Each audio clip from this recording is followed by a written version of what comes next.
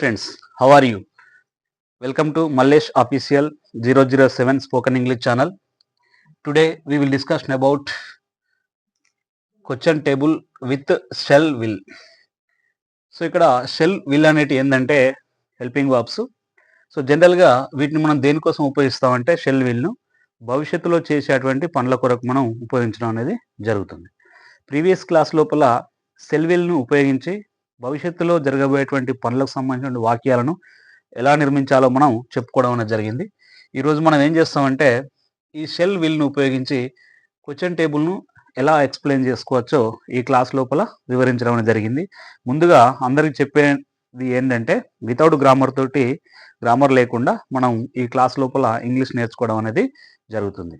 అంటే జనరల్గా కాబట్టి మీరు ఏం చేస్తారంటే దీన్ని సబ్స్క్రైబ్ చేయండి, షేర్ చేయండి, లైక్ చేయండి.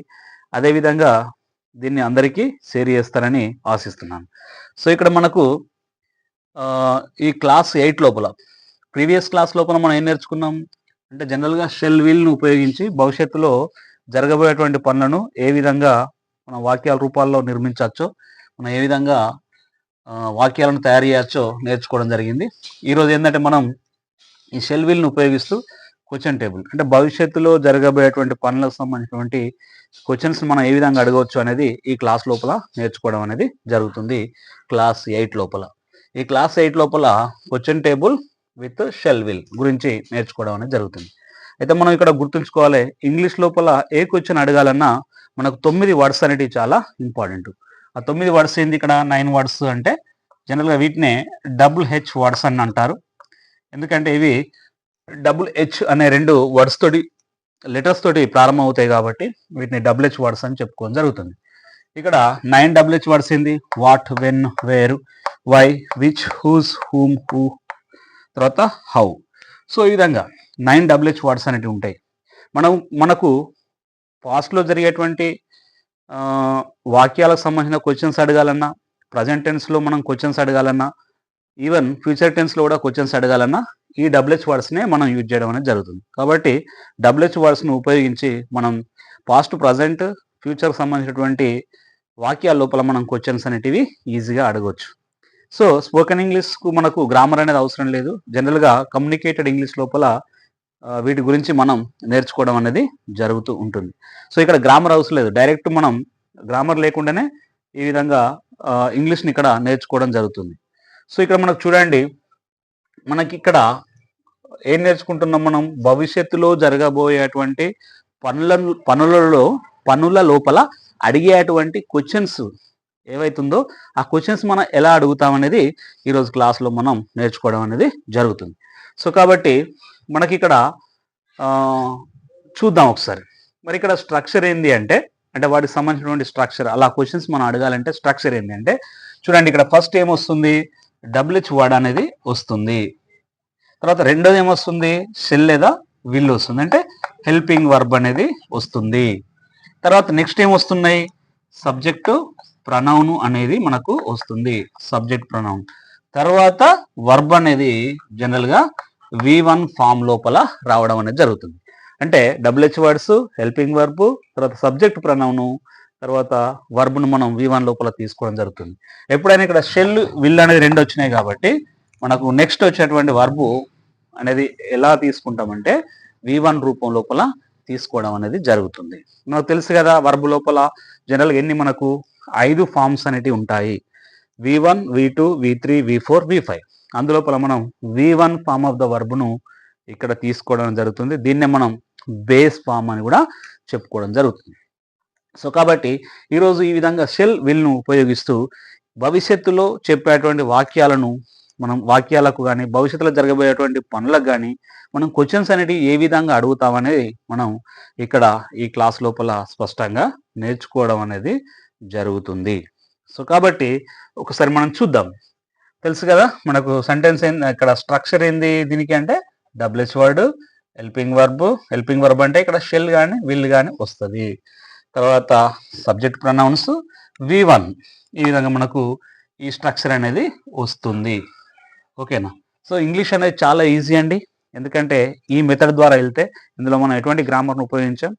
జనరల్గా మనం చిన్నప్పుడు ఎప్పుడైతే 3rd, 4th ఇయర్స్లో ఉంటాము, అప్పుడు పేరెంట్స్ నుంచి ఏ విధంగా ఇంగ్లీష్ అయితే నేర్చుకుంటాము అదే మెథడ్ను మనం ఇందులోపల ఫాలో అవడం అనేది జరుగుతుంది. కాబట్టి ఇది చాలా ఉపయోగపడుతుంది కమ్యూనికేషన్ ఇంగ్లీష్ లోపల నేను చెప్పేటువంటి మెథడ్. సో కాబట్టి దీన్ని పర్ఫెక్ట్గా మనం నేర్చుకోవాల్సిన అవసరం ఉంది.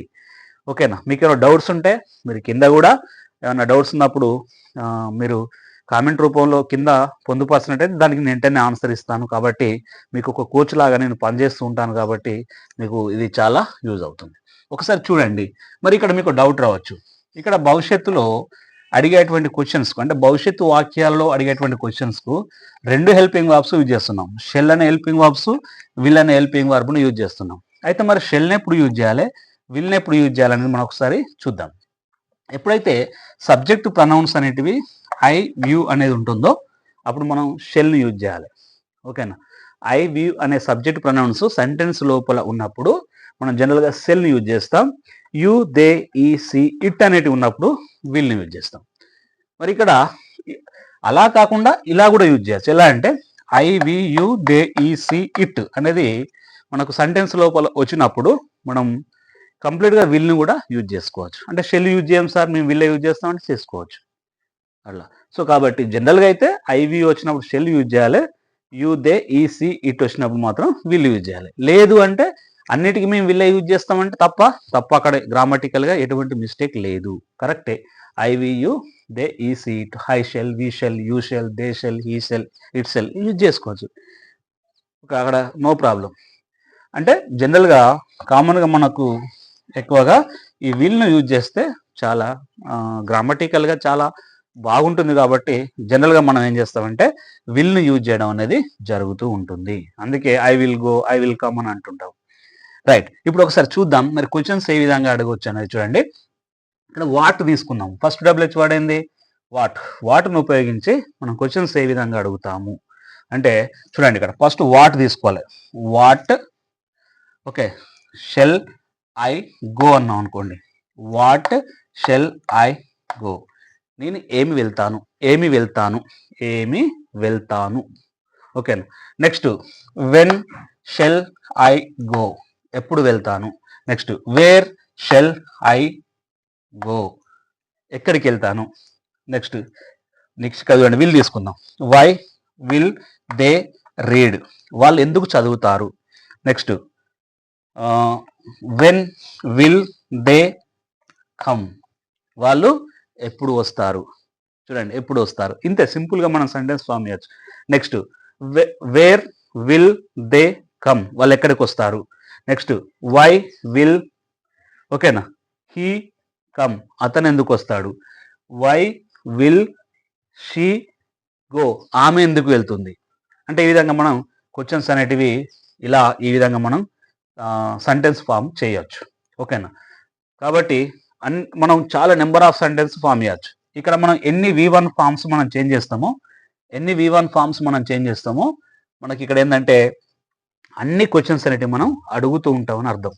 ఫర్ ఎగ్జాంపుల్ ఇక్కడ చూడండి, వాట్ విల్ ఐ గో, నేను ఏమి వెళ్తాను.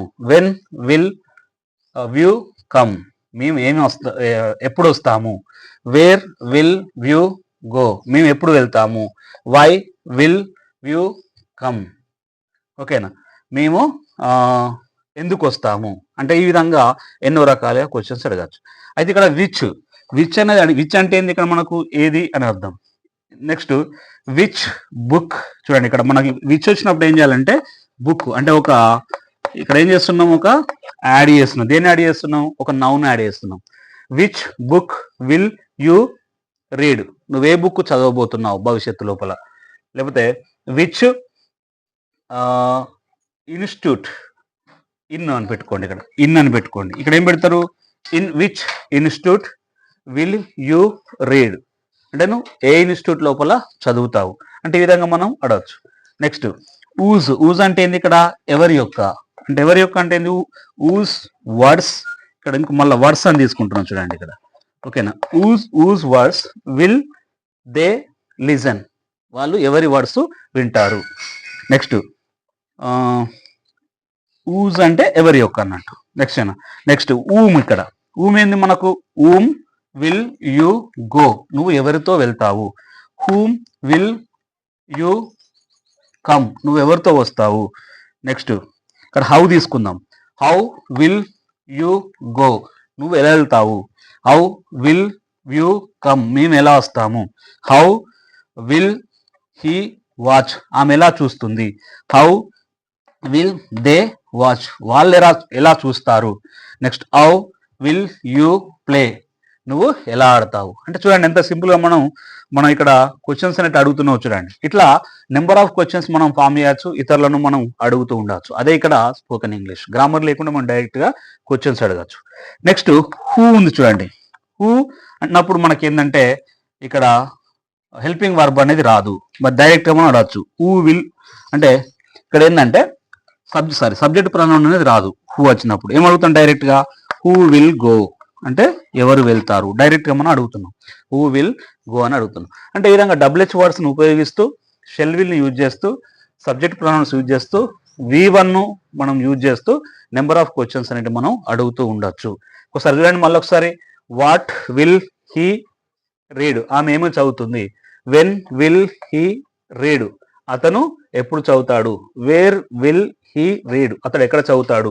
వై విల్ హీ రీడ్, అతడు ఎందుకు చదువుతాడు.